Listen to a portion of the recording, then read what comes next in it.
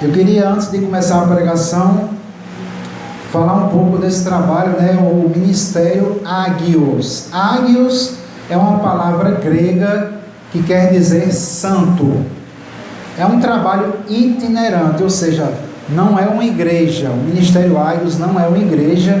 Cada um tem a sua igreja. Atualmente eu e Oriana estamos congregando na Nova Unção, com o Gustavo e o Juliano também. Os irmãos Cleison e Bruno estão na Ibavim, e cada irmão que ajuda, coopera no Ministério Agios, ele congrega na sua igreja. Nós não somos uma igreja. E a gente é um ministério itinerante, ou seja, a gente está aqui pregando. Próxima semana estaremos lá na Nova Unção, e temos já convites para outras igrejas. E depois que isso foi uma das razões que Deus nos tirou do pastoreio de congregação. Eu não tinha tempo para fazer nada, só pastoreava, preparava os estudos bíblicos e gerenciava a igreja. Então eu não tinha tempo para fazer as coisas que Deus tinha colocado no meu coração. Eu estou concluindo um livro, era algo que Deus tinha colocado no meu coração já há muito tempo, não só um livro, mas muitos livros. Já está na fase final, e em breve nós teremos aí esse livro, onde eu falo sobre amor, a verdadeira natureza de Deus.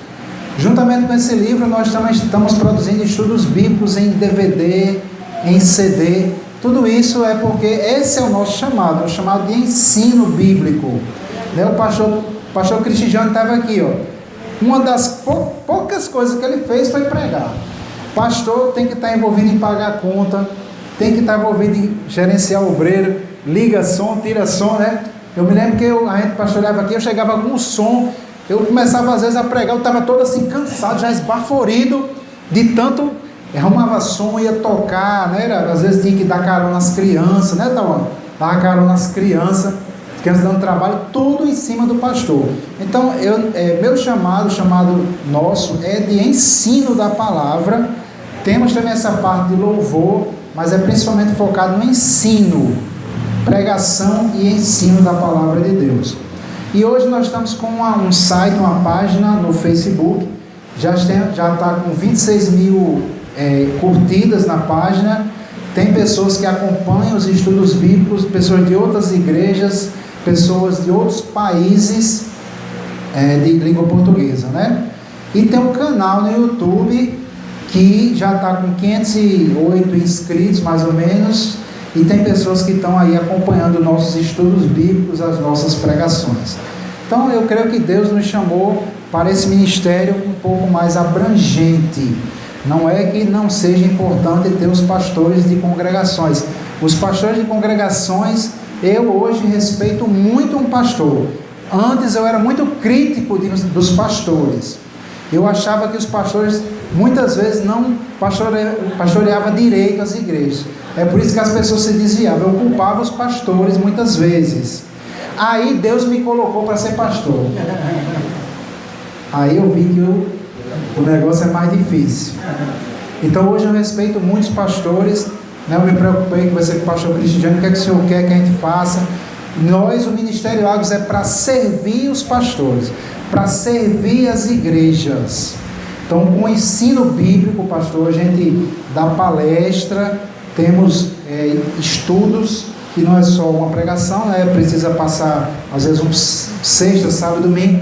A gente fala sobre várias coisas, oração, ministração para casais, A irmã Juliane tem ministrado muito para casais, para famílias, e Deus tem usado muito ela. Então, esse é o trabalho que Deus nos chamou. E se você quiser, se você gosta de internet, acessa, tem a nossa página, que é YouTube, aliás, a página é www.agios.org, www.agios.org, e tem a página do Facebook, e tem algumas pessoas daqui que já conhecem, e tem o canal do YouTube, que é youtube.com/Ministério Agios. Então, se você gostar, se você quiser, e quiser também que a gente passe escrito, no final do culto você pode falar conosco. Amém, amados? Então, glória a Deus. Vamos orar, antes da gente iniciar aqui essa ministração.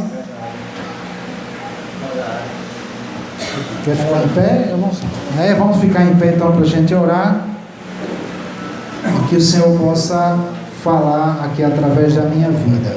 Então oremos. Pai querido e maravilhoso, queremos te louvar e te agradecer por essa maravilhosa oportunidade de estar aqui com esta igreja, com os irmãos, teus filhos. E eu peço juntamente com toda a igreja que o Senhor possa me usar. Usa-me somente como instrumento em tuas mãos. Fala através da minha vida e revela a tua verdadeira natureza de amor para esta igreja, para o teu povo, Senhor. Gerando neles a semente, plantando em cada um aqui a semente da tua palavra. Nós oramos, nós te agradecemos em nome do Senhor Jesus. Amém. Pode sentar, queridos. Amados, a palavra de Deus, a Bíblia Sagrada, ela é dividida em duas partes que nós conhecemos como o Velho Testamento e o Novo Testamento. O Velho Testamento contém a velha aliança ou a lei de Moisés. E o Novo Testamento contém esta nova aliança que Deus fez com a humanidade através do seu Filho Jesus Cristo. Então, queridos, a velha aliança, a lei de Moisés, ela foi dada para um propósito muito específico. Ela foi dada para revelar o estado pecador da humanidade. A lei de Moisés, ela não foi dada para tornar a gente justo aos olhos de Deus. E aí eu vou ver aqui o livro de Romanos no capítulo 3, versículo 19, diz assim: ora, nós sabemos que tudo o que a lei diz, aqui ele está falando da lei de Moisés, aos que estão debaixo da lei o diz, para que toda boca esteja fechada e todo mundo seja condenável diante de Deus. Versículo 20: por isso nenhuma carne, ou seja, nenhum ser humano, será justificada diante dele pelas obras da lei, porque pela lei vem o conhecimento do pecado. Então, a lei foi dada porque o ser humano estava tão maligno, tão pecador. Só para você ter uma ideia, na época da lei era comum os pais oferecerem seus próprios filhos como sacrifício para os deuses, para os demônios. Um outro caso, por exemplo, o rei do Egito mandou simplesmente matar todas as crianças que nasciam. Você já pensou se o prefeito de Parnamirim, Taveira, ainda Taveira, né? Imagine se Taveira mandasse matar todos os meninos, todas as crianças. Isso é impensável, mas na época que Deus enviou a lei de Moisés, este era o padrão. Os reis, eles consultavam demônios, eles pediam ajuda aos feiticeiros para poder governar. Então Deus enviou a lei de Moisés para condenar o homem. Para que isso? Para que o homem pudesse cair em si e entender que ele era um pecador e que ele precisava de um Salvador. Este era o propósito da lei, está aqui escrito. Então ninguém é tornado justo aos olhos de Deus pela prática da lei. A lei de Moisés dizia só assim, não cobiçarás a mulher do teu próximo. Aí o homem ouvia aquele mandamento e o pecado que estava dentro do coração do homem surgia e se levantava. Aí é que o camarada ia e cobiçava. Exatamente porque a lei veio para expor o coração pecador do homem. Se nós vemos lá em Gálatas, no capítulo 3, versículo, deixa eu ver aqui, eu acho que é 22, 21, diz assim: logo, a lei é contra as promessas de Deus de nenhuma sorte, porque se fosse dada uma lei que pudesse vivificar, a justiça, na verdade, teria sido pela lei. Então, se a lei de Moisés pudesse tornar você vivo espiritualmente, se a lei pudesse tornar você justo aos olhos de Deus, então não precisava Deus enviar Jesus para morrer por mim e por você. Certo? Então a lei de Moisés, ela não trouxe a verdadeira revelação de quem Deus é. Ela expôs a maldade no coração do homem. A lei, quando você ouve a lei, você enxerga que você é sim pecador e que você precisa de um Salvador. Aleluia! E aí Deus envia o Salvador, Jesus Cristo. Glória a Jesus! Jesus, ele é o próprio Deus que se faz carne. E lá no Evangelho de João, no capítulo 1, diz que no princípio era o verbo, o logos em grego. A palavra logos em grego quer dizer palavra, ensino, doutrina. Jesus, ele é a palavra de Deus que se faz um homem.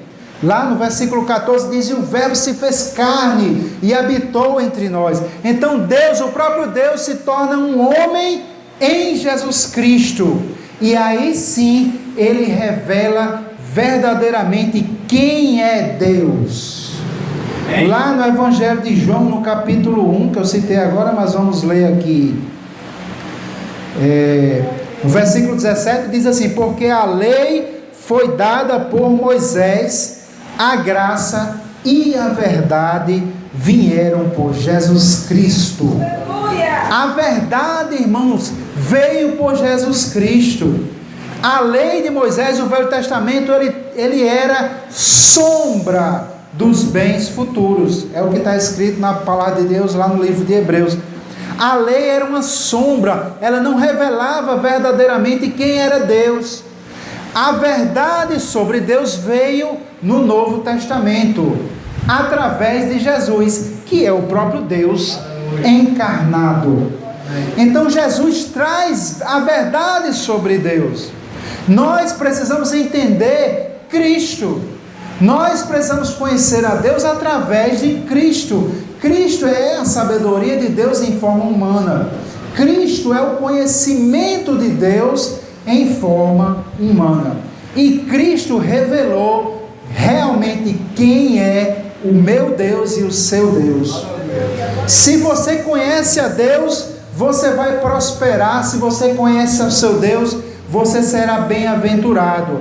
Mas a igreja, assim como era no povo de Israel, não conhece ao seu Deus.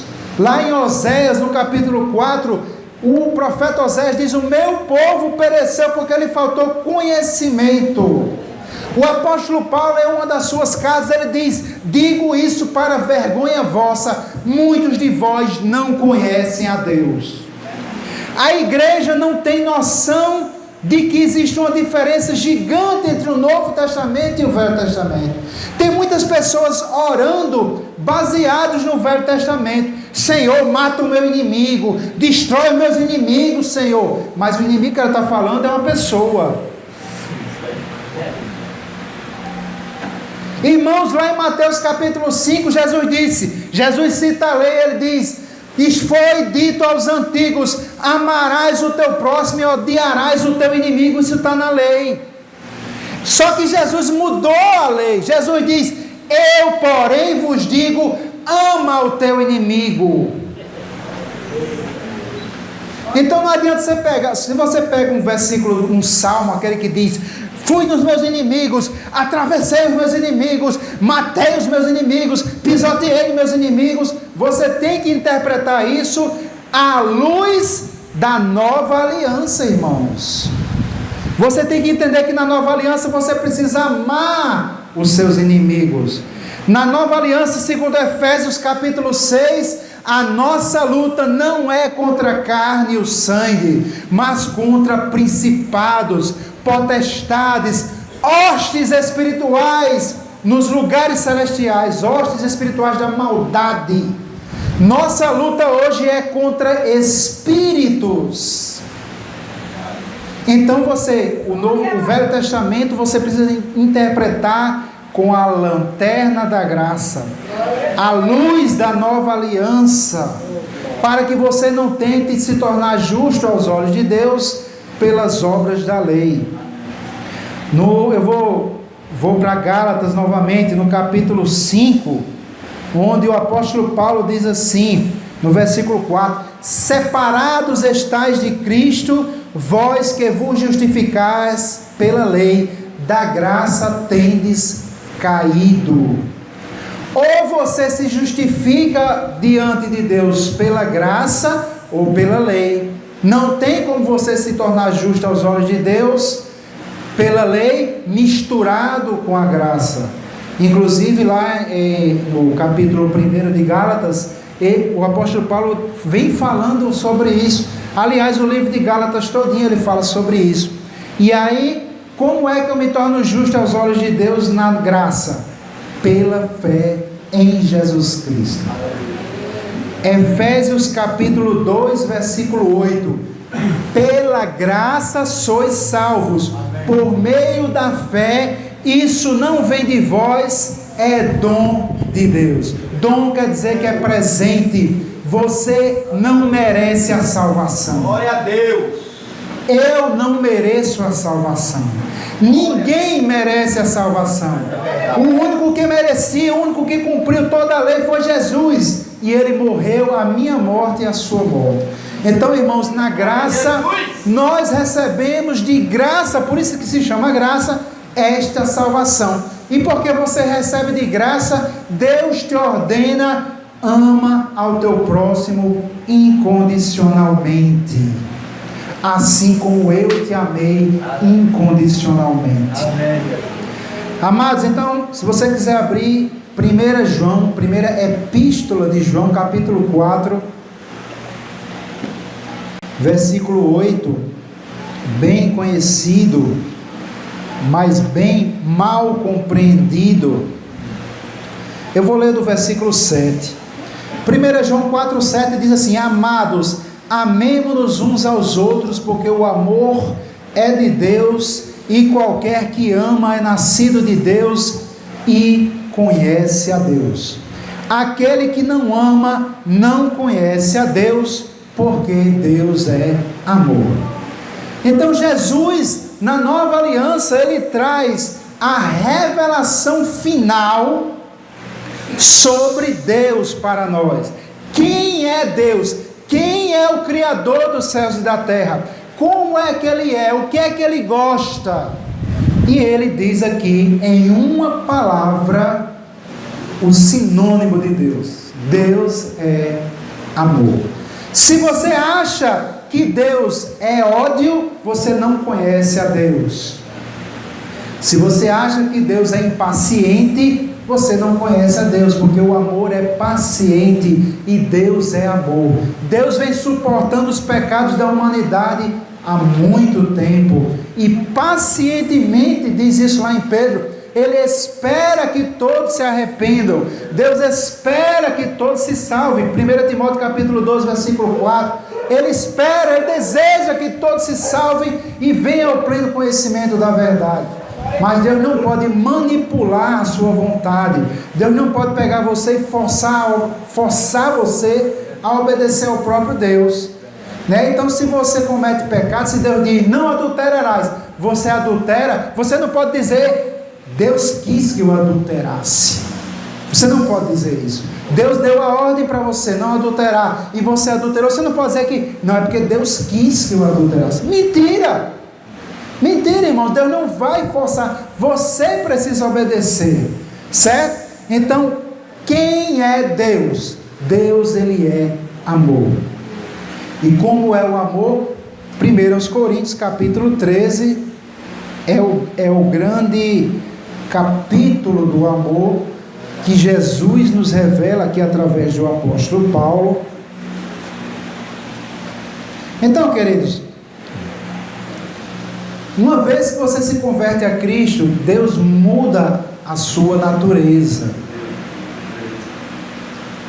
E esta é a diferença principal da lei do Velho Testamento para a graça. na lei não havia uma transformação de espírito, não havia uma transformação interior dentro do seu espírito, do seu coração. Na graça há uma transformação. Eu vou ler já 1 Coríntios, mas 2 Coríntios capítulo 5, versículo 17, diz que aquele que está em Cristo, nova criatura é. As coisas velhas já passaram, eis que tudo se fez novo. Onde é que isso aconteceu? Quando eu me converti, eu era magro. E no dia que eu me converti, fiquei gordo. Estou brincando, viu? Fiquei magro do mesmo jeito. Eu não entendia bem o que estava acontecendo ali, né? Meu entendimento ainda não havia sido transformado. Mas quando eu me converti ali em maio de 1995, algo dentro de mim mudou. Eu era músico da banda Notáveis, era guitarrista, e eu e o cantor, a gente tinha, os irmãos lá que era da igreja já sabem essa história, né? Mas tem outros novatos aqui, viu, Tiago? Eu tinha combinado com o cantor Magão, né? Que eu era casado já com a Oriana, mas ele já tinha arranjado umas mulheres lá pra gente, sabe? Adultério, né? A gente ia tocar em Jucurutu na sexta-feira, na quarta-feira a gente tava tudo certo pra gente pegar essas, desculpa aí o termo, viu, irmão? Pegar essas mulheres lá em Jucurutu. E na quarta-feira eu fui visitar essa igreja, a missão evangélica lá do Alecrim, com a Oriana. E lá Deus tocou no meu coração, eu me converti. Glória a Deus. No dia seguinte, o cantor veio falar comigo, eu até disse o nome dele aqui, não era nem para ter dito, mas que está gravando, né? Eu fui, mas eu corto depois. Mas o bicho era safado mesmo, então não vai ligar não. No dia seguinte, ele, tá tudo certo, viu? Amanhã lá em Jucurutu. Aí, na hora que ele disse aquilo, irmãos, eu não senti nem prazer naquilo. Eu disse imediatamente, eu virei crente, aí não posso mais não. Aleluia! Na sexta-feira a gente foi para Jucurutu, passamos o som e eu fui para a Assembleia de Deus com a Bíbliazinha que eu tinha ganhado. Ficaram ele lá com as prostitutas deles. Eu era uma nova criatura. Eu nem entendia o que estava acontecendo, mas houve uma transformação interior. Então, queridos, quando você se converte, algo muda dentro de você, é o seu espírito. Você se torna uma nova criatura no seu espírito. O seu espírito, ele é amor, porque a Bíblia diz que nós fomos recriados à imagem de Deus. Mas você tem essa danada dessa carne. Sua carne não foi mudada. Então vem a luta da carne contra o espírito. Mas eu quero revelar a você algo pela palavra. O seu espírito foi recriado e é semelhante a Cristo. Você no seu espírito é uma nova criatura agora. Aquela velha criatura já passou.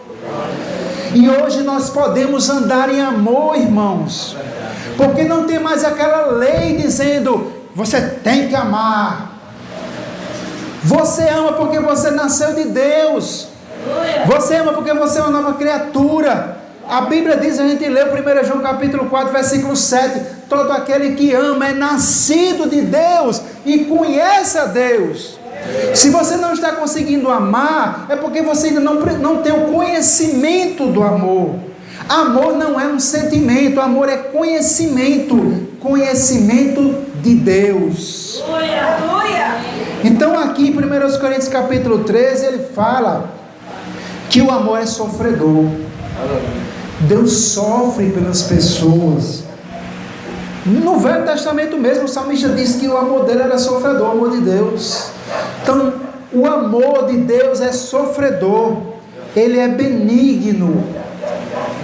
Então, quando você está lá e vem um irmão, fala mal de você, você sente raiva, você tem ira, você quer devolver o mal com o mal, saiba que isso é a sua carne.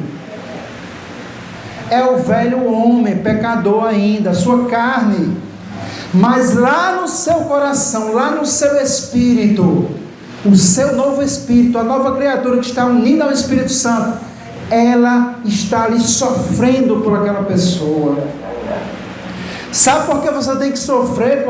Porque a pessoa faz mal a você. Sabe por que você precisa sofrer por ela? Porque Deus vai julgá-la. Amados, não se engane.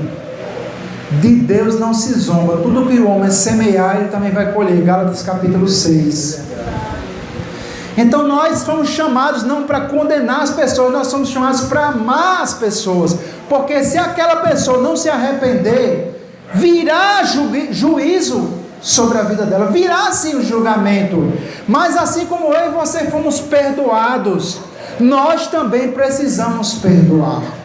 O amor é sofredor, é benigno. O amor não é invejoso, o amor não trata com leviandade, não se ensoberbece, não se porta com indecência, não busca os seus interesses, não se irrita, não suspeita mal.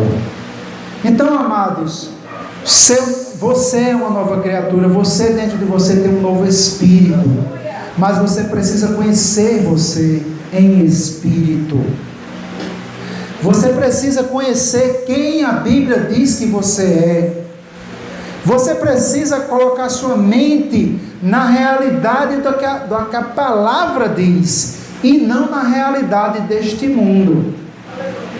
Porque na sua carne você é mau mesmo.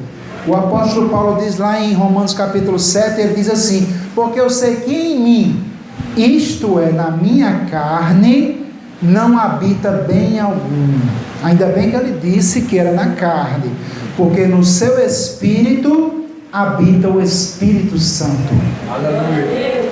Não é verdade isso? A Bíblia diz: aquele que se une ao Senhor é um espírito com ele.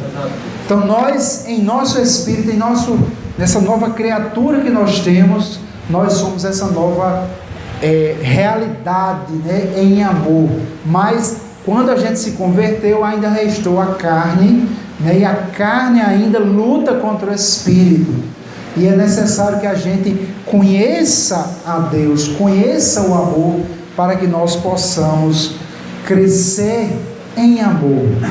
Amados, se a gente pode vir para a igreja todos os dias, a gente pode até ser dizimista, como foi pregado aqui, a gente pode participar do conjunto, a gente pode ser pastor, a gente pode ser de um ministério itinerante, a gente pode ser bom músico, mas se nós não andamos em amor, de nada adiantou aquilo ali.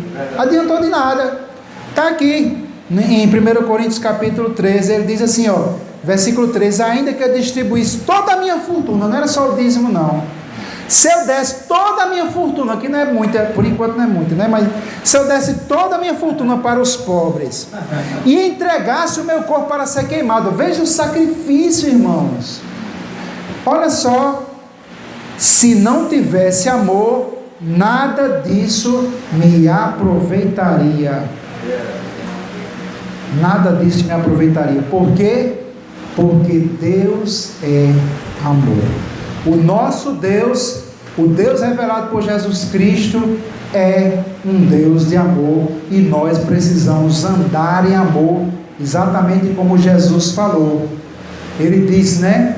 Um novo mandamento vos dou, que vos ameis uns aos outros como eu vos amei. E então o mundo conhecerá que vós sois meus discípulos. Amém. O discípulo de Cristo, ele é conhecido como discípulo de Cristo, porque ele anda em amor. Amém, queridos? Então Deus abençoe vocês. Aleluia. Em nome de Jesus. Amém. Amém.